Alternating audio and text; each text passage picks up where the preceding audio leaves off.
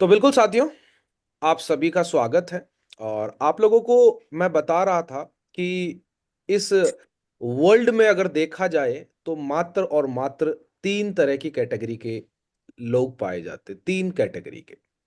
आज इनके अंदर पहली कैटेगरी है जिसको बोलते हैं सर्वाइवर। वो लोग जो हमेशा सरवाइव करते हैं, मतलब बदलाव के साथ में नहीं बदलते, बदलाव से हो रहा होता है तब भी उसको नहीं पहचान पाते।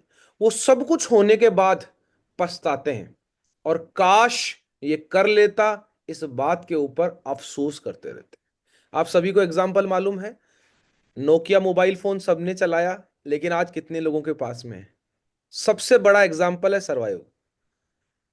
एम्बेसडर कार, HMT घड़ी, आप सोच के देखिए, ये सरवाइव भी नहीं कर पाई, खत्म हो गई, विलुप्त हो गई। उसके बाद में दूसरी आई, वो आई फॉलोअर। वो सिर्फ ये है कि जो एक अच्छा ब्रांड है या कुछ है, बस उसको फॉलो करते रहे। आप लोगों के सामने बहुत सारे एग्जाम्पल हैं जो लगातार अपने आप को बदल रही है, लगातार वो समय के साथ। जैसे अभी आप देखेंगे मारुति कंपनी, वो अपनी कार को लगातार हर, आप देखेंगे 3 महीने में, 6 महीने में कार का मॉडल चेंज हो जाता है। सैमसंग मोबाइल, हर 2 महीने में, 3 महीने में उसका कुछ ना कुछ अपडेट वर्जन आ जाता है। ये क्या होते हैं? ये फॉलोअर्स हैं। ये दूसरी जो हाई टॉप की ब्रांड्स है उनको बोलते हैं लीडर्स। और वो लीडर्स जो है वो समय से पहले बदल जाते हैं। जैसे आईफोन है, वो अपने आप पहले अपग्रेड कर देता है। BMW है, वो कार्स अपने आप को अपग्रेड कर देती है। अब ये तीन कैटेगरी है, हमको किस में रहना है मैं वो आपको विथ स्लाइड के माध्यम से बताता हूं। जानना चाहते हो जी सर। जीवन में? हाँ जी। Yes sir. हाँ ना में आप जवाब दे सकते हो, आपके पास में माइक का ऑप्शन है। ठीक है, जी सर। चलिए। बाकी लोगों से भी मैं ये कहूंगा कि अगर आज चुप रहे ना, तो जीवन के अंदर जहां बोलने का मौका पड़ेगा ना, वहां बिल्कुल भी नहीं बोल पाएंगे। तो इसलिए मैं आप लोगों को समझा रहा हूं, बता रहा हूं कि उस चीज को समझने का प्रयास कीजिए। और आपके जीवन में एक बहुत बड़ी बदलाव जो हो रहा है, उस बदलाव को आपको समझना है, उस बदलाव को आपको सीखना है। क्या करना है मैं आपको अभी सारी चीजें बताऊंगा। बस आपको अपने दिमाग खुला रखना है, और यहां पर जो भी चीजें आपको बताई जा रही है उसको आपको देखना है। मेरा स्क्रीन आपको विजिबल है? Yes sir. चलिए, क्या लिखा हुआ है कोई पढ़ के बताएगा मुझे?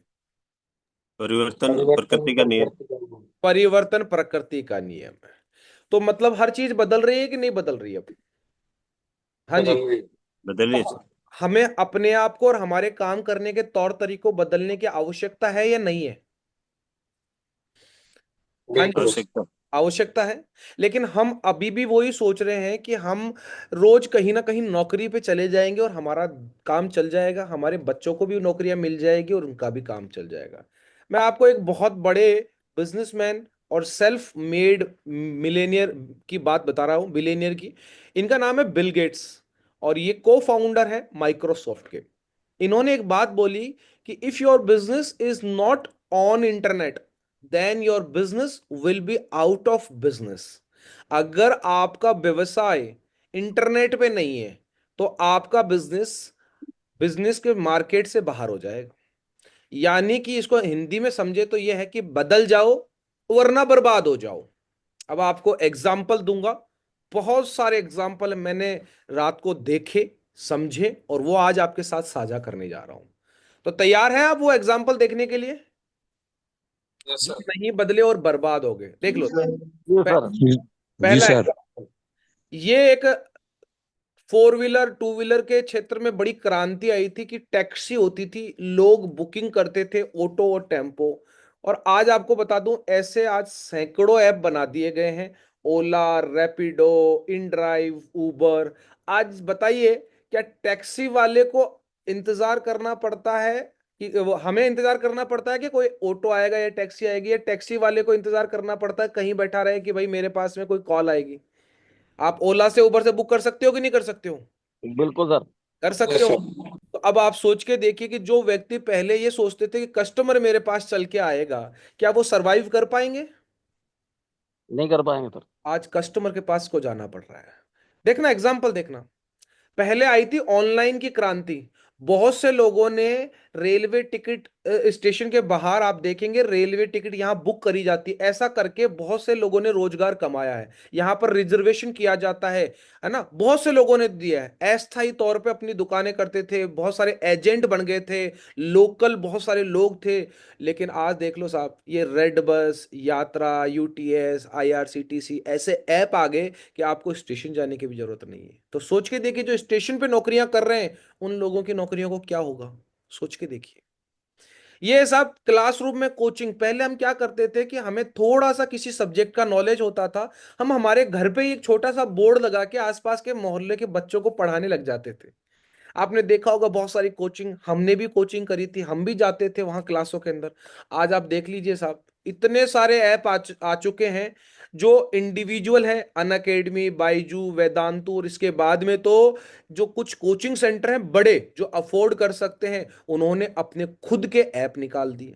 अब आप देखिए, कहीं जाने की जरूरत नहीं है, आप घर बैठे बैठे, आज वो क्लासरूम जहां लेते थे उन क्लासरूमों का किराया बच गया उनके पास में। आज वहां पर कोई टीचर को जाना पड़ता था, उसका ट्रांसपोर्टेशन बच गया। आज आप सोच के देखिए, कोई बाहर जाके पढ़ाता था, वहां रहता था, लेकिन आज आप देखिए बहुत सारे टीचर हैं जो घर में बैठे हुए, जो टैलेंटेड है, वो आज इन प्लेटफॉर्म के माध्यम से हिंदुस्तान में नहीं, विदेशों में भी लोगों को पढ़ा रहे हैं। बदलाव देखिए आप। ये देखिए, पहले का जमाना था कि लोग एसबीआई बैंक जाते थे, एटीएम जाते थे, बड़ी बड़ी लाइनें लगती थी। तो आप सोच के देखिए कि इन एटीएम के ऊपर भी रौनक रहती थी, उन बैंकों के अंदर भी रौनक रहती थी। एक पासबुक प्रिंट करने वाला होता था, एक जो होता था कैशियर वहां हुआ करता था, एक दूसरा हुआ करता था। आज आप में से मुझे बताइए कितने लोग हैं जो हर महीना अपनी पासबुक में एंट्री करवाते हैं? सोच के देखिए, करवाते हो क्या? नहीं नहीं सर। सर, नहीं। मैंने नहीं करवाते सर। मैंने तो कई साल हो गया, क्योंकि ये सारे चीजें आ गई। आज मेरा अकाउंट आईसीआईसी में, तो आई मोबाइल आ गया, फोन पे आ गया, गूगल पे आ गया, पेटीएम आ गया, वो ऐसे इतने, और हर बैंक के इंडिविजुअल एप्स आ गए। तो अब आप बताओ कि जो बैंक्स की जॉब है उसमें कटौती होगी कि नहीं होगी?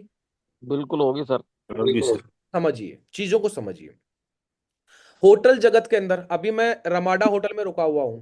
मैंने जयपुर से जब मैं चला था तभी मैंने बुकिंग कर दिया था। अब वो जमाना नहीं रहा कि रिसेप्शन पे चार चार पांच पांच लोग हैं, आप जाएंगे वहां पर, आप फॉर्म फिलअप करेंगे वहां पर। क्योंकि आजकल ये जमाना आ गया। आज मैंने अपना करा था मेक माई ट्रिप से, अपने घर से बुकिंग किया था होटल में। मेरे को कुछ नहीं, मैंने आके उसको आईडी नंबर बताया और उसने मेरे को रूम का चाबी दे दिया। आप सोच के देखिए, वो जो लोग यहाँ पर काम किया करते थे उन लोगों के रोजगार को क्या होगा। देखिए, समझिए इस चीज को। पहले शॉपिंग लगता था, हाट बाजार लगता था, लोग शहरों, बड़े बड़े अलग अलग शहरों से किसी एक शहर में आते थे, मेले लगते थे, सामान बेचने का बहुत बड़ा एक मार्केट हुआ करता था, शॉपिंग बाजार। आज ऐसे 400 से ज्यादा कंपनियां हैं, फ्लिपकार्ट, अमेजोन, मिंत्रा, अली एक्सप्रेस, ये वो फलाना टमका। आज आप सोच के देखिए, ये 40 कंपनियां, आज आप सोच के देखिए 400 से ज्यादा कंपनियां हैं जो वर्ल्ड वाइड, इन जो लोग थे, जो छोटे बिजनेस व्यापारी थे, इनके पूरे व्यापार को खत्म कर चुकी है। अभी भी वक्त है समझने का, अभी भी वक्त है अपने आप को बदलने का। और शुरुआत में ही मैंने बता दिया था, बदल जाओ वरना बर्बाद हो जाओगे। ये देखिए, सब्जी मंडियों का भी एक दौर था। हम जाते थे सब्जियां लेने के लिए, बाजार में जाते थे, एक नहीं तो हमको 10 ऑप्शन मिल जाते थे कि इस वाले पे नहीं मिला तो हम आगे पैदल चल के वहां से ले लेंगे। आज आप घर बैठे बैठे बिग बास्केट के नाम से, सुपर मार्ट के नाम से, अमेजॉन पेंट्री के नाम से, आप गोदरेज नेचुरल बास्केट के नाम से, आप जो फ्रूट सर्च करना चाहें, वो फ्रूट, जो वेजिटेबल करना चाहें, अपने मोबाइल में बैठे बैठे आपको कहीं नहीं जाना है, फिर भी आपके घर पहुंच जाते हैं। आप सोच के देखिए, ये मंडी में जो लोग अपना काम करते थे आज उनकी नौकरियां छिन चुकी है। रेस्टोरेंट के अंदर जाके देखिए कि रेस्टोरेंट में हम जाते थे, वहां खाना खाते थे, बाहर गाड़ी को हमारे पार्क में करवाने के लिए एक चौकीदार हुआ करता था, फिर हम अंदर रेस्टोरेंट में जाते, गेट खोलने वाला हुआ करता था, हैं, फिर हमको वहां सर्व करने वाला हुआ करता था। आज आप देखिए कि घर बैठे बैठे आप चाहें स्विगी से, जोमेटो से, डोमिनोज से, जो चीज खानी है आपको, आज उनके इंडिविजुअल ब्रांड्स और बहुत सारे मल्टी ब्रांड्स बन चुके हैं। आप घर बैठे ऑर्डर कर सकते हो, चाहे आपको रात को 10 बजे करना हो, आपको ये सोचने की जरूरत नहीं है कि अभी रेस्टोरेंट बंद हो गए होंगे। ये बदलाव देख लीजिए। और अब जो बदलाव कर बता रहा हूं आपको, वो वाकई में डरावने हैं। पहले आप किसी रेस्टोरेंट में या किसी होटल में जाते थे तो आपको एक वेटर मिलता था, वो वेटर आपको मेन्यू कार्ड देता था और आपके ऑर्डर लिखता था और आपको ऑर्डर वापस आके सर्व करता था। लेकिन आज रोबोट आ चुके हैं। आज ये रोबोट उस वेटर की नौकरी खा चुके हैं। देखिए आपके सामने एग्जांपल है। दूसरा, पहले छोटी छोटी एरिया में फैक्ट्रियां लगती थी, बड़ी बड़ी फैक्ट्रियां लगती थी, लोग उन फैक्ट्रियों में काम करते थे और महीने के महीने आमदनी लाते थे। लेकिन आपको बताता हूं, काला दौर आ चुका है। अभी पुणे के अंदर महिंद्रा कंपनी ने ईवी का प्लांट लगाया है। 4,500 करोड़, कोई छोटा मोटा अमाउंट नहीं है, बहुत बड़ा अमाउंट है, बहुत बड़ा। लेकिन उसकी सबसे खास बात यह है कि उसमें एक भी आदमी नहीं है। 500 रोबोट काम करेंगे, सिर्फ और सिर्फ 500 रोबोट काम करेंगे। और आपको बता देता हूं, इसकी दौर की शुरुआत हुई है चाइना से। अगर जिसको भी अगर विश्वास नहीं हो तो ये रिपोर्ट उठा के पढ़ लेना कि उसमें लिखा हुआ है, China has enter the era of dark factory, it fully automated with no worker and no light. China ने ऐसी फैक्ट्रियां डेवलप कर दी है जहां न तो आदमी है और ना ही वहां लाइट, क्योंकि रोबोट्स हैं, उनकी आंखों में इस तरीके की उन्होंने डाल दिया कि उनको अंधेरे में भी दिखता है। आप सोच के देखिए कि ये चाइना में स्टार्ट हुआ और ये अपने महिंद्रा एंड महिंद्रा ने अपने हिंदुस्तान में भी वो किया है। तो बताइए, जब नौकरियां खत्म हो रही हैं, लोग बाग का काम ऑफलाइन से ऑनलाइन शिफ्ट हो रहा है, तो ऑफलाइन में जो उनको लोग सपोर्ट करते थे वो धीरे धीरे लुप्त हो रहे हैं, तो देश में बेरोजगारी का माहौल बनेगा कि नहीं बनेगा? बनेगा सर। बिल्कुल बनेगा सर। बाकी बिल्कुल लोगों बनेगा को भी सर। समझ में आ रही है ये चीजें? मैं किस लिए बोल रहा हूं कि नेटवर्क मार्केटिंग 3 जनरेशन का धंधा है, समझने का प्रयास करो। हमारी नौकरी निकल गई, आज आप किसी भी अच्छे ओहदे पे होंगे दोस्त, मैं भी बहुत अच्छे ओहदे पे काम कर रहा हूं, लेकिन मुझे ये डर है कि आने वाले जमाने में अगर मैंने इस बदलाव को नहीं समझा और मैं यही सोचता रहा कि मैं अपने बच्चों को अच्छी स्कूल में पढ़ा दूंगा, कि भाई मैं पढ़ा दूं उसको, कोई भी दिल्ली पब्लिक स्कूल में पढ़ा दूं, एमपीएस में पढ़ा दूं, लेकिन एक बात बताओ, क्या स्कूलिंग से या कॉलेज से पैसा कमाया जा सकता है? नहीं सर। नहीं सर। के लिए रोजगार की जरूरत है, और जब रोजगार नहीं होता तो बेरोजगार हो जाता है आदमी। उसके पास कोई भी डिग्री हो, कोई भी वो हो, कोई फर्क नहीं पड़ता मेरे दोस्त। आज आपको बता देता हूं, ये डिग्री धारी वाले जिनको अभी भी लगता होगा ना कि मैं मेरे बच्चों को तो साहब बहुत अच्छी एजुकेशन दिला दूंगा, मैं आपको आंखें खोल देता हूं साहब। ये उत्तर प्रदेश की न्यूज है साहब, बहुत डरावने फिगर है साहब इसके अंदर। 368 पद थे, मात्र 368 पद, और जिसके लिए आवेदन आए थे 23 लाख, जिसके अंदर 2 लाख से ज्यादा तो बीटेक ग्रेजुएट है। और ये जो न्यूज छपी है साहब, ये 2015 की है। आप सोच के देखिए साहब, 2025 है। तो बताइए, समय बदला तो क्या इन नौकरियों के हालात बदले होंगे कि नहीं बदले होंगे, या और ज्यादा इससे बदतर से बदतर हो रहे हैं? आप बताइए मुझे। हाँ जी, बदतर ही हुए सर। और ज्यादा बदतर बेहतर हो हो। रहे हैं ना? बहुत बदतर समझने का होंगे सर। प्रयास करिए। मैं आपको कुछ और फैक्ट देता हूं, ये अखबारों की कटिंग में ऐसे ही नहीं लाया हूं आपके लिए। ये देखिए साहब, चपरासी पद की नियुक्ति के लिए आईआईटीएन और पीएचडी डिग्री धारी दे रहे हैं इंटरव्यू। ठीक है, आप सोच के देखिए, आईआईटी, एक आईआईटी मतलब एक दिमाग में ऐसा आता था कि आईआईटी में इसका एडमिशन हो गया तो इसकी लाइफ बन जाएगी। आईआईटी के लिए ऐसे कोचिंग सेंटर होते थे, ये आईआईटी की तैयारी कर रहा है मेरा लड़का, ये कर रहा है, वो कर रहा है।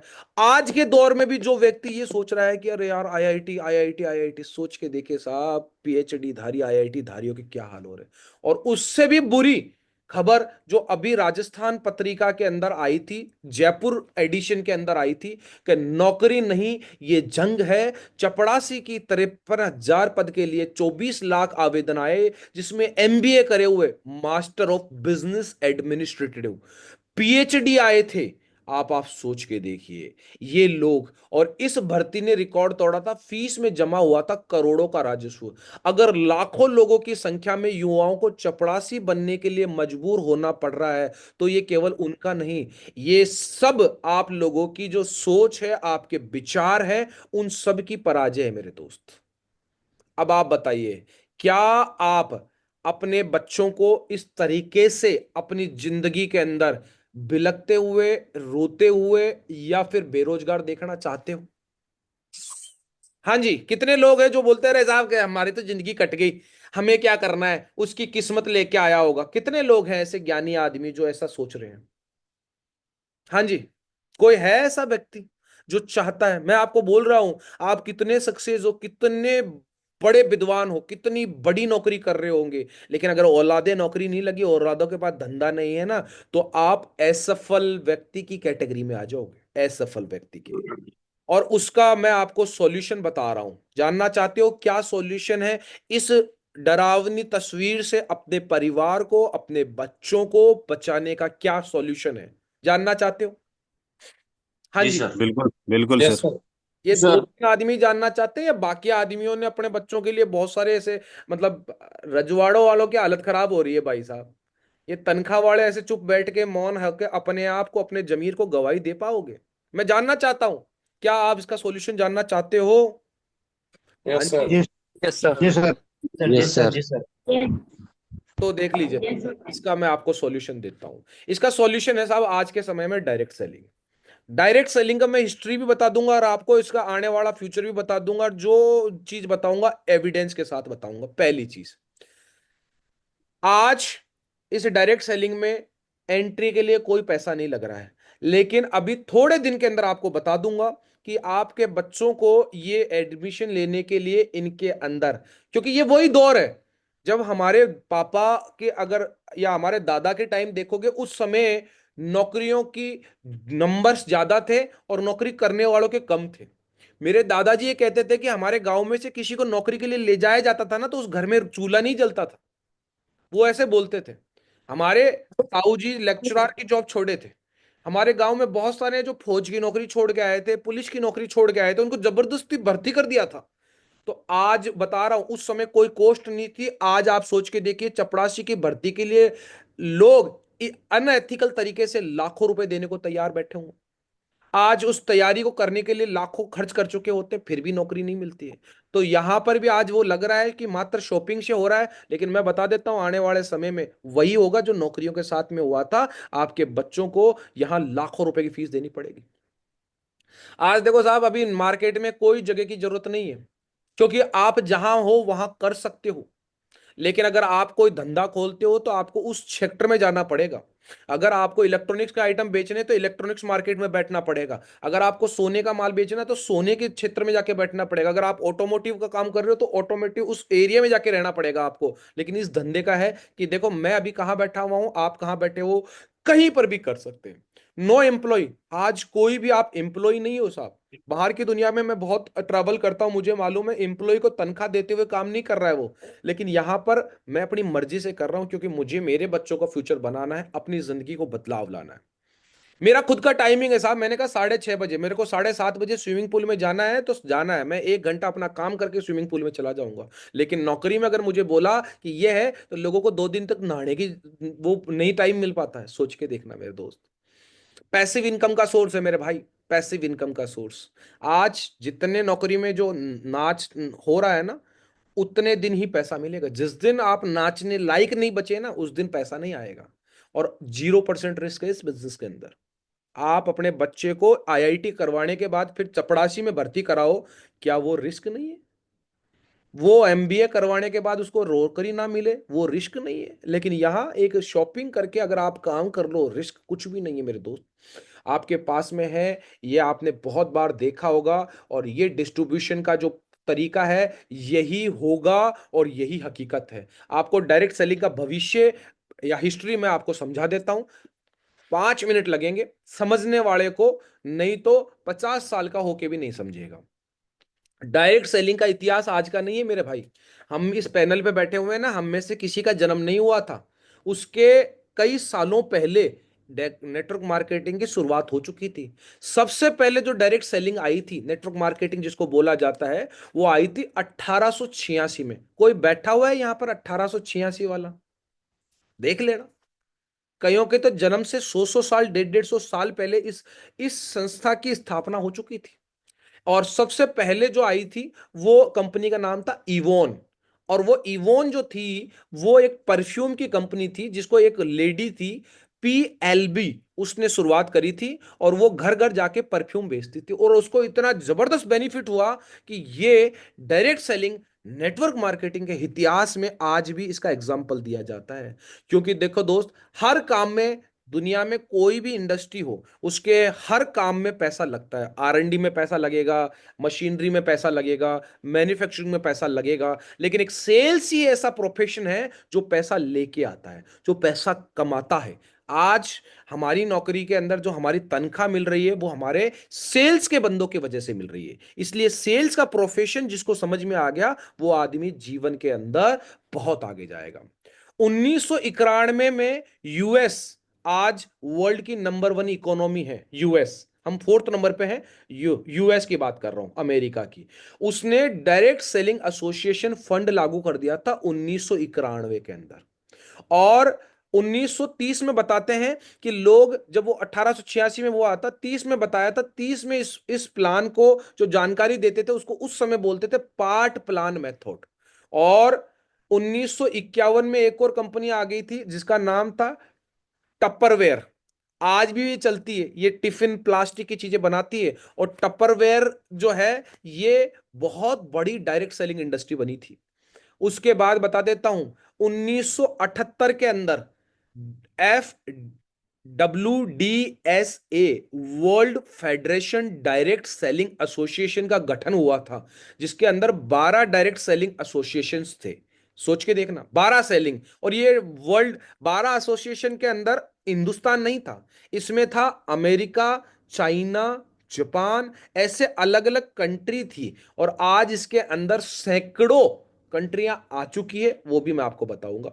1991 में सबको मालूम है इंटरनेट आ गया था, लेकिन हमारे हाथ में मोबाइल आया था, मेरे हाथ में तो आया था सब 2005 के आसपास। और तब भी मेरे पास नोकिया 3315 आया था, इंटरनेट वाला नहीं आया था। लेकिन मैं ये नहीं कह सकता कि इंटरनेट दुनिया में है ही नहीं। उस समय इंटरनेट 91 में आ गया था। और 1995 और 96 में डायरेक्ट सेलिंग की एंट्री हुई थी, ऑफलाइन दौर में, ऑफलाइन दौर में हो चुकी थी। और सबसे, वो जो समय था उसको बोलते थे ग्रे मार्केटिंग, क्योंकि उस समय सबसे ज्यादा धोखाधड़ी हुई थी, क्योंकि लोगों को मालूम ही नहीं था, लोगों को कोई एविडेंस ही नहीं थे। आज तो आपके पास में उसका ब्राइट मार्केटिंग फ्यूचर है। उस समय की बात कर रहा हूं, क्योंकि हर इंडस्ट्री के 3 फेज आती है। पहला फेज आता है जब लोग उस इंडस्ट्री का विरोध करते हैं। आज आप देखिए, कंप्यूटर आया, उसका विरोध हुआ था। आज आप देख लीजिए, ऑनलाइन मार्केटिंग आई, लोग उसका विरोध करते थे, बोलते थे, बोले अमेजोन के अंदर ऑनलाइन आप मंगाओगे कुछ साबुन और आ जाएगा पत्थर। और हुआ भी लोगों के साथ में, क्योंकि शुरुआती दौर में सब चीजों का विरोध होता है और उसको बंद करने के लिए लोग ऐसे गलत गलत तरीके के हथकंडे अपनाते हैं। ऐसे ही डायरेक्ट सेलिंग इंडस्ट्री के अंदर, क्योंकि उस समय जो बोलबाला था वो मैन्युफैक्चरर का था। उन्होंने सोचा कि लोग हमारी दुकान पे नहीं आएंगे और लोग ये घर घर जाके बेचेंगे तो हमारी दुकानें बंद हो जाएगी। तो उन दुकानदारों ने ऐसी ये scheme, Ponzi scheme, money circulation, ऐसी बहुत सारी चीजें करी और इस इंडस्ट्री को उस समय बदनाम किया। दूसरा फेज आता है, वो आता है उसका मखौल उड़ाया जाता है कि जोड़ने वाली कंपनी है, ये कंपनियां हैं, वो कंपनियां हैं। लेकिन दोस्त, सबको मालूम है ग्रोथ फेज भी आती है, हर चीज की ग्रोथ फेज भी आती है, ग्रोथ फेज भी आती है। आपको बता देता हूं, इंडिया के अंदर IDSA बना, वो बना था world FDSA, world federation of direct selling, 1971 में। हमारे हिंदुस्तान में एक गठन हुआ था इस एसोसिएशन का। ये एसोसिएशन भी अभी WFSD जो था, world federation of direct selling association, उसके अंदर आता है ये। और इसकी स्थापना जो हुई थी वो 15 में हुई थी। और ये 2000 से 2015 तक इसकी जो डायरेक्ट सेलिंग को लेके एक रेगुलेटरी बॉडी तैयार की जा रही थी, क्योंकि वो फेज ऐसा ही चल रहा था। ग्रे मार्केटिंग से थोड़ा बहुत वो इस तरीके से आया और अब आ चुका है आपका ब्राइट फ्यूचर। 2015 में सरकार ने बताया कि डायरेक्ट सेलिंग इंडस्ट्री ने 45 बिलियन का बिजनेस किया है। और 2025 में वो 45 का कितना गुना है आपके सामने दिख रहा है, लगभग 5 गुना था वो। तो आप पांच भी क्या, लगभग बात करूं तो 15 गुना है वो, 10 से 15 गुना के बीच में आ गया, 645 बिलियन। और आपके सामने हो रहा है, हिंदुस्तान की इकोनॉमी चौथे पायदान में पहुंच चुकी है। आने वाले समय के अंदर वो तीसरे पे भी आएगी और दूसरे पे भी आएगी। और इसमें सबसे बड़ा जो योगदान है वो इसी इंडस्ट्री का है, क्योंकि ये एकमात्र इंडस्ट्री है जो 100% टैक्स के बाद में होती है। क्योंकि जो भी आप 1 रुपए का भी प्रोडक्ट खरीदेंगे या 1 रुपए की भी आपको इनकम जनरेट होगी, उसका 100% टैक्स करता है। इसमें कोई टैक्स चुराने की कोई किसी भी तरीके से कोई भी सुविधा नहीं है। 9 सितंबर को भारत सरकार डायरेक्ट सेलिंग को नियम लाई थी, गाइडलाइन लेके आई थी, सरकारी दस्तावेज लेके आई थी, और जिसने सरकारी दस्तावेज नहीं जमा कराए वो कंपनियां बंद हुई थी। 2016 की अगर आप हिस्ट्री उठाएंगे तो वहां पर 4,000 से ज्यादा कंपनियां बंद हुई थी, और आज के समय में 400 लगभग 75 के आसपास इंडस्ट्री है जो लीगल तरीके से, एथिकल तरीके से डायरेक्ट सेलिंग में काम कर रही है। आपको बताना चाहूंगा, ये जो सारी चीजें आपको बताई है, ये आज अगर जो डायरेक्ट सेलिंग एसोसिएशन है, डायरेक्ट, एक मिनट मंगल जी आप बात करिए, 1 मिनट, गेट पे कोई है। Thank you so much sir. तो बिल्कुल सभी को नमस्कार, गुड मॉर्निंग। नमस्कार सर। तो देखा आपने नमस्कार सर, गुड मॉर्निंग। किस तरीके से ये डिजिटल क्रांति आज अपने कामकाज जो भी काम धंधे उनको लगातार आज खत्म करती जा रही है। और पहले आपने सुना होगा ना, पहले पंचवर्षीय योजनाएं लागू करती थी गवर्नमेंट, है ना। जी सर। हरित क्रांति, श्वेत क्रांति में दूध को बढ़ावा दिया था, हरित क्रांति में गेहूं को बढ़ावा दिया था। जी अब सर। ये है डिजिटल क्रांति, है ना, डिजिटल रेवोल्यूशंस यानी डिजिटल क्रांति। तो और सर ने बहुत अच्छे से यहाँ पर आपको बता भी रहे हैं कि किस तरीके से अब आने वाले डायरेक्ट सेलिंग का इंडिया के अंदर स्कोप है वर्ल्ड वाइड। तो तो बिल्कुल बिल्कुल सर, थैंक यू। वापस वेलकम सर। बिल्कुल थैंक यू सर। तो अभी आप देखो, अभी ये जो आईडीएसए है, इंडियन डायरेक्ट सेलिंग एसोसिएशन, इसने बोला कि डायरेक्ट सेलिंग एसोसिएशन ने कि वो इंडस्ट्री ज्यादा ग्रोथ करेगी जिसके पास ये प्रोडक्ट्स होंगे, जिसके पास में देखो वेलनेस से रिलेटेड, कॉस्मेटिक से रिलेटेड, होम केयर से रिलेटेड, फूड से रिलेटेड, हाउस होल्ड से रिलेटेड, होम ड्यूरेबल से रिलेटेड ये प्रोडक्ट्स होंगे। अब बहुत सारी कंपनियां हैं जो या तो सिर्फ वेलनेस में काम कर रही है, सिर्फ कॉस्मेटिक में काम कर रही है, सिर्फ हाउस होल्ड में काम कर रही है, लेकिन हमारी एकमात्र कंपनी है, आपको बता देता हूं, सेफ सोप, जिसके अंदर ये सारी चीजों का आपको कॉम्बिनेशन मिल जाएगा। 11 से ज्यादा कैटेगरी है, 400 से ज्यादा प्रोडक्ट्स है, जिसमें आपके गुड मॉर्निंग से गुड नाइट तक के प्रोडक्ट है या नहीं। जी सर है। तो ये बिल्कुल रिपोर्ट्स के अकॉर्डिंग बताइए कि हम एक अच्छी और बेहतर कंपनी में है कि नहीं है। बिल्कुल है सर। बिल्कुल आपको सर, बताया बिल्कुल मैंने, डायरेक्ट सेलिंग इंडस्ट्री की शुरुआत हुई थी 1995 96 में। हमारी संस्था है ये सन 2000 में आ गई थी इंडिया के अंदर। सोच के देखिए वो दौर इसके लिए भी क्या हुआ होगा। लेकिन क्या आपको नहीं लगता कि जो लोग 2000 में या 2001 में ज्वाइन थे वो आज भी इस इंडस्ट्री में है या नहीं है कि नहीं है। है सर। हाँ बिल्कुल। सर। हाँ सर। आप देखिए नरसी ग्रेवाल जी का एग्जाम्पल देख लीजिए, माधव जी का एग्जाम्पल देख लीजिए, आप संजय जैन साहब का एग्जाम्पल देख लीजिए, आप चतुर्वेदी सर का एग्जाम्पल देख लीजिए। वो सारे लोग हैं उस ग्रे मार्केटिंग दौर से निकल के आज इस जो लाइट, जो ग्रीन मार्केटिंग आ रही है, इसके अंदर वो सारे आ चुके हैं। ये डायरेक्टर्स थे उस समय, क्या आज भी ये डायरेक्टर है या नहीं है, बताइए। बिल्कुल है सर। बिल्कुल। समझ में आ है रही सर। है। है सर। जब कंपनी रुकी हुई है, इसके लोग रुके हुए हैं, तो बताइए हमें रुक कर यहां पर मेहनत करनी चाहिए कि नहीं करनी चाहिए। चाहिए ना। बिल्कुल करनी। Sir, yes sir. जी बिल्कुल सर। करनी चाहिए सर। 24 साल का सेलिब्रेशन हुआ था, 24 साल का। और आपको बता देता हूं इस 25वीं साल का जो सेलिब्रेशन होगा, 31 दिसंबर, सिल्वर जुबली जो बनेगी वो होगी आपकी थाईलैंड के अंदर।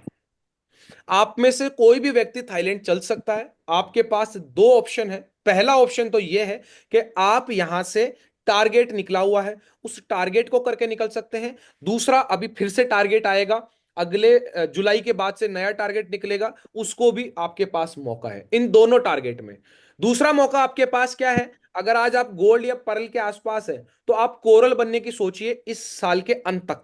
अगर आप कोरल बन जाते हैं तो आपके पास में थाईलैंड का एक और टारगेट आ जाएगा।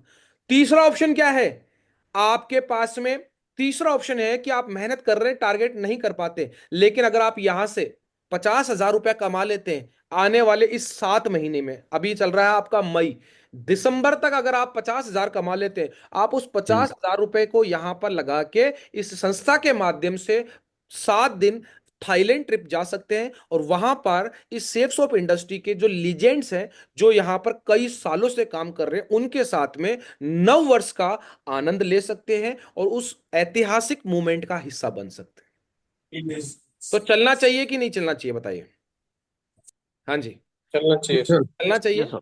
तो आपके जी पास सर। तीनों ऑप्शन है, टारगेट कर लो, लेवल कर लो, या फिर पैसा कमा लो। 50,000 अगर आप ये सोच के देखिए, 7 महीने हैं आपके पास, अगर आप 10-10 हजार रुपए की भी सेविंग करेंगे, आपके एक ब्रोंज की, आप फ्रेशर भी हैं, ब्रोंज बनेंगे तो आपके पास 7,000, सिल्वर बनेंगे तो 9,000, और उसके साथ में भी कुछ पैसा आएगा। अगर कोई व्यक्ति 7 महीने में भी सिल्वर बन जाता है और उस पैसे को डिपॉजिट करता है, तो भी 50,000 के आसपास हो सकता है, और इस ऐतिहासिक सफर का वो हिस्सा बन सकता है। तो मैं ये चाहूंगा आप सभी लोग इसके ऊपर प्रयास करें। कंपनी का पहला ये इनकॉर्पोरेशन सर्टिफिकेट मैंने लगा रखा है, सन 2000-2001 के उस दौर में आई थी, जिसका नाम था egbiz.com, जो क्लाउड बेस्ड स्टोरेज बेचा करती थी, क्योंकि उस समय इंटरनेट आया ही था। 8-9 साल ही हुए थे, 91-92 में इंटरनेट आया था, इसलिए एक संस्था हमारी, देखो समय के साथ कैसे बदली, इसने वो काम किया। उसके बाद में आया था 2000 के आसपास आया था इंश्योरेंस का दौर, LIC का दौर, ये चीजें आई थी। उस समय इसने, हमारी संस्था ने इंश्योरेंस बेचा करती थी, हमारे पास रिलायंस का इंश्योरेंस था, कोडेक का इंश्योरेंस था, और प्रोडक्ट भी हमारे पास में उस समय AC भी हुआ करता था, हमारे पास में सैनिटरी का भी प्रोडक्ट हुआ करते थे। लेकिन आज का जो दौर है, उसमें अगर आप सैनिटरी अपने घर पे लगा लो, तो 3 महीने बाद किसी दूसरे का नया मकान बन रहा है तो सैनिटरी चेंज। इलेक्ट्रॉनिक्स का आइटम आज आप ले लो, 2 महीने बाद दूसरी दुकान पे जाओगे या दूसरे के घर पे जाओगे तो उसका इलेक्ट्रॉनिक्स का चेंज। आपने आईफोन पिछली साल लिया था, इस बार चेंज। तो संस्था ने बोला कि ऐसे फ्रिक्वेंट बदलने वाले प्रोडक्ट को मैं नहीं करूंगी, मैं वो प्रोडक्ट करूंगी जो रोज चाहिए होंगे और हर व्यक्ति को चाहिए होंगे। और आज लगातार सेफ सोप वो काम कर रही है, और सेफ सोप ने अपना उस समय नाम चेंज किया, 25 नवंबर 2016 को इंडियन गवर्नमेंट में अपने आप को रजिस्टर्ड किया, जो गाइडलाइन के अकॉर्डिंग, और उसने लिखा उसका नाम safe and secure online marketing private limited. Online बोला जा रहा है, समझना इस चीज को, और सेफ सोप इसका ब्रांड नेम है। ये इसकी हिस्ट्री है, आपको बता देता हूं। ये टैक्स कट रहा है, आज का नहीं, ये 2003 का मेरे पास में एक लेटर है, जिसमें चिट फंड कंपनियों को बैन करने के लिए डायरेक्ट सेलिंग के ऊपर यह कहा गया था कि आपको जो भी आपका क्वेरी होगा, जो भी आप प्रोडक्ट बेचेंगे, जो भी आप किसी को भी वो देंगे, उस पे 5% सर्विस टैक्स लगेगा। यानी कि जो पहले के जो लोग थे उनको पैसा मिलो चाहे कुछ भी, उसका 5% टैक्स गवर्नमेंट में जाता था। लेकिन अभी गवर्नमेंट ने इस बिजनेस को बढ़ावा देने के लिए, आप सभी लोगों को मालूम है ना, 5% से कटा के 2% कर दिया ना TDS, मालूम है जी ना। सर। हाँ जी सर। यस तो सर। कर दिया। तो जब सरकार को इलेक्ट्रिक कारें निकालनी है तो इस पे सब्सिडी देती है कि नहीं देती, सोलर का डेवलप करना है तो सब्सिडी देती है कि नहीं देती, इस बिजनेस का भी डेवलप करना है, इसलिए वो 5% से 2% पे लिया ही। और ये आप देख लेना, AS आनंद साहब थे, ये चीफ जस्टिस थे, जो आपका इंडिया के अंदर जो सबसे बड़ा कोर्ट है उसके अंदर, और ये व्यक्ति ने ये अपना ओपिनियन दिया था, क्योंकि चिट फंड कंपनियों का आया था, इसलिए ये चीजें चालू करी थी। और उसके बाद आप कंपनी की वेबसाइट पे कंप्लाइंस सेक्शन में जाके pan card, ten card, GST, ये सारा चीज देख सकते हो। MCA की वेबसाइट पे अगर आप CIN नंबर डालेंगे, उससे कंपनी की डिटेल डाल सकते हो। आपको बता देता हूं कि हिंदुस्तानी कंपनी के अंदर सेफ सोप नंबर 1 कंपनी पे है। जो और कंपनी है जैसे एमवे है, ये US बेस्ड कंपनी है ना। Shape soap India based company है, जिसका आपके सामने ये टर्नओवर दिखाया हुआ है, जो फील्ड बैलेंस शीट है, रजिस्टर है कंपनी गवर्नमेंट की, उसके अकॉर्डिंग है मेरे पास में 850 करोड़ के आसपास का। सेफ सोप करने से आपको समय की आजादी मिल सकती है, आप कभी भी कहीं से भी काम कर सकते हो, और अपने बच्चों के लिए भी ये काम करके आप उनका भी समय बचा सकते हैं। आप अपने आप को और अपने परिवार को फाइनेंशियली फ्रीडम दिलवा सकते हो। आप चाहें वैसे आप यहां से पैसा कमा सकते हैं, आप चाहें अपने परिवार का भविष्य सुरक्षित कर सकते हैं, लोगों की मदद कर सकते हैं। अभी आपको एक वीडियो भेजूंगा, एक शायद मेरे हिसाब से राजस्थान में शायद पाली के कहीं के दो लड़के हैं। वो लड़कों ने एक स्कूल वहां पढ़े थे, मारवाड़ी परिवार था, फिर वो बाहर चला गया और उसने खूब पैसा कमाया। फिर अभी कुछ दिन पहले वो इस गांव में आया, तो उन्होंने उस स्कूल में गए जहां से वो पढ़े थे, और वो स्कूल उनको इतना अखरा कि भाई साहब नल टूटियां टूटी हुई है, टॉयलेट की हालत। उन्होंने अभी अभी इसका इनोग्रेशन हुआ है, अभी रिसेंटली लास्ट मंथ का इसका इनोग्रेशन हुआ है। 5 स्टार होटल फेल हो जाए, 15 करोड़ रुपए लगा के उन्होंने उस सरकारी स्कूल की काया पलट कर दी उन दोनों भाइयों ने। पैसा है तो क्या नहीं होता। आज आपको बता देता हूं, बहुत सारे ऐसे सामाजिक वो हैं भामाशाह, जिन्होंने कई गरीब बच्चियों की शादी करी। अरे हम हमारे परिवार के कुछ लोगों को, रिश्तेदारों को, आज देख ही लीजिए, भाई भाई लड़ क्यों रहा है? प्रॉपर्टी की वजह से सिर फूट रहे हैं। मैं अभी, मेरे ससुर जी का हॉस्पिटलाइज हुए थे, तो मैं हॉस्पिटल में गया था, तो मेरे उनके पास में 5 लोग सो रहे थे, पांचों के सिर फूटे हुए थे। हुई क्यों थी? एक सिर्फ जो रास्ता था उसके ऊपर दो भाई इधर वाले ने उस रास्ते को कम करने के लिए 2 फुट आगे खंबे गाड़ दिए थे, बस। आप सोच के देखो, राड सारी पैसों की है साहब। पैसा कमा लो, तुम्हारा भाई बोले ना ये जमीन चाहिए, तुम्हारा ये बोले ना ये ले, तू ले ले भाई। पैसा होगा ना, तो मैं बता रहा हूं, घर वाले छोड़ो, गांव वाले छोड़ो, शहर वाले छोड़ो, दूसरे जिलों के लोग मिलने आ जाएंगे। अगर पैसा नहीं है ना, तो बाहर वाले छोड़ो, तुम्हारे घर वाले भी फोन उठाना बंद कर देंगे।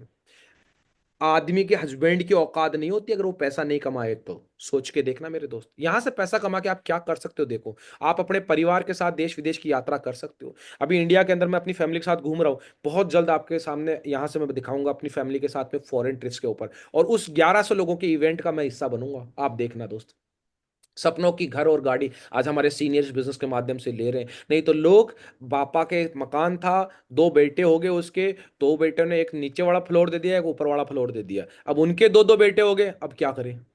उन्होंने मकान बेचा और कहीं छोटे छोटे फ्लैट ले लिए, वो दे दिए, अब उनके बच्चे बने, वो किराए में रहो साहब।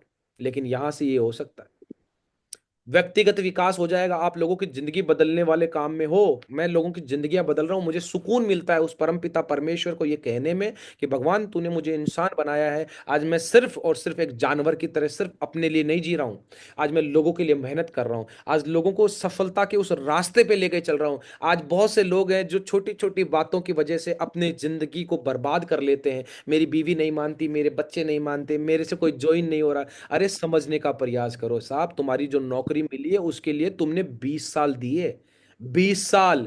कोई यहां बैठा हुआ हो, बता देना मेरे को कि मैं 10 साल पैदा होते ही नौकरी लग गया था। 20 साल इस बिजनेस में, तो आप 20 महीने तो टिको मेरे भाई। बदला उसके अंदर भी बहुत आया था। आप देख लेना, जब आपके पहली क्लास के अंदर नंबर कम आए होंगे, आपके घर वालों ने फजीती करी होगी। 10वीं में नंबर कम आए होंगे, तब भी घर वालों ने फजीती करी होगी, यार दोस्तों ने। 12वीं में जब नंबर कम आए होंगे, तब कई लोगों ने तो रिपीट करा होगा। फर्स्ट ईयर के अंदर कई लोगों के बैक लगी होगी इंजीनियरिंग में, वो चीजें भूल जाते हैं। हाँ, नौकरी नहीं लगी होगी, कोचिंगों के बहुत चक्कर काटे होंगे, वो चीजें भूल जाते हैं। रिश्तेदारी में जाते हैं, रिश्तेदार पूछते हैं और भाई साहब नौकरी लगी कि नहीं लगी, वो बातें भूल गए दोस्त। याद करो वो चीजें कि समस्या तो साला थी कहाँ नहीं। मैं बता रहा हूं, समस्या सिर्फ और सिर्फ शमशान में नहीं है, सिर्फ और सिर्फ शमशान में नहीं है। तो अभी शमशान जाने का वक्त नहीं है। मैं कहता हूं कि जो जिंदगी शेष बची है उसको विशेष बना लो, क्योंकि अवशेष तो एक दिन बनना ही बनना है मेरे भाई। लेकिन जाने से पहले कुछ ऐसा कर जाओ कि अपने परिवार के लिए रॉयल्टी इनकम छोड़ जाओ। जाने से पहले अपने आप को उस नौकरी के जंजाल से, उस पैसे कमाने की उस प्रोसेस से बाहर निकाल दो कि पैसा आपके लिए कमाए, आप अपने बच्चों के साथ में वही यात्राएं करो। लोग कहते हैं बुढ़ापे में 4 धाम की यात्रा करूंगा। अरे साहब, बुढ़ापा आए ना आए कोई गारंटी है कि आज के इस दौर के अंदर? अरे जल्दी रिटायर्ड होके भी तो 4 धाम देखा जा सकता है भाई साहब। मैं देखो अभी अपने माँ बाप को दिखा रहा हूं, और उनके साथ साथ मुझे भी देखने का मौका मिल रहा है। अभी बहुत जल्दी उनको द्वारका भी ले जाऊंगा, और अभी जगन्नाथपुरी भी 27 तारीख का अगले महीने की यात्रा है, तो शायद वहां का भी प्लान बना रहा हूं मैं। तो आप सोच के देखिए मेरे दोस्त, ये नेटवर्क की पावर है। दो आएंगे 400, फिर वो दो आएंगे 2000, फिर और नीचे आएंगे दो दो, फिर 4000, ऐसे ऐसे जैसे जैसे आपका नेटवर्क बढ़ेगा। आज ये बड़े बड़े लोग ये कह रहे हैं नेटवर्क मार्केटिंग का भविष्य क्या है, चाहे आप किसी भी को भी देख लो। आज ये बड़े बड़े राजनेता कह रहे हैं, अब मोदी साहब का है कि अनएम्प्लॉयमेंट इंडिया की बिगेस्ट कंसर्न है और डायरेक्ट सेलिंग इसका रेस्क्यू बचाव है। आईएएस ऑफिसर अमिताभ कांत कह रहे हैं एम्पावरिंग वुमेन्स एंड ये जो है स्मृति ईरानी जी हैं ये कह रही है। अब्दुल कलाम साहब कह के गए थे कि direct selling is the fastest growing business of 21st century which must join every man and women globally otherwise you can never get the best of your youth age. ये देखिए अमेरिका का राष्ट्रपति है जो नेटवर्क की वजह से ही दोबारा राष्ट्रपति बना है और इसने अपनी किताब निकाली है रॉबर्ट टी कियोस्की के साथ जिसका नाम था why we recommended network marketing. और इसने अपनी मिनिस्ट्री के अंदर ट्रंप ने अपॉइंट किया एरिक वॉर को director of international network marketing strategy. आप एरिक वॉर करके गूगल पे सर्च करना और इसकी इनकम देखना। नेटवर्क मार्केटिंग का बादशाह बोला जाता है इसको। और आज आपका मैंने जो बोला ना वो दौर आ गया है। अभी आपको कॉलेजों के अंदर 1.5 लाख रुपए में ये कोर्स हो रहा है। आपको सिर्फ यहां दो ही चीज सीखनी है। पहली, नेटवर्किंग की पावर क्या है। उसके लिए चाहिए आपको रिलेशन बिल्डिंग करना, लोगों से व्यवहार बनाओ। और बाहर की दुनिया में अगर आपको ऊपर जाना है तो लोगों से व्यवहार हटाओ। लोग अपने माँ बाप को भूल चुके हैं कमाई के चक्कर में, अपने बीवी बच्चों को भूल चुके हैं, लेकिन यहां बोला जाता है रिलेशन बनाओ।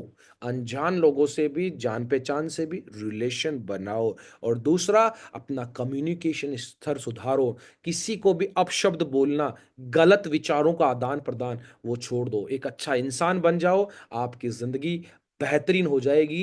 क्योंकि build a team, earn money, shape soap का यही मिशन है। और आर्थिक आजादी सबसे बड़ा इसका बेनिफिट आपको मिलेगा। तो शायद आज मैंने जो आपको चीजें बताई वो शायद कहीं ना कहीं आपको समझ में आई होगी।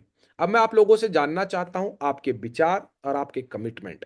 मैं इस रिकॉर्डिंग को स्टॉप कर देता हूं और आपके विचार अनरिकॉर्डेड मैं आपसे सुनता हूं। आप में हिम्मत हो तो मुझे अपना वीडियो बना के आप भेज सकते हो ताकि उस रिकॉर्डेड को मैं आने वाले समय में आपकी टीम के सामने प्ले करूं। Thank you.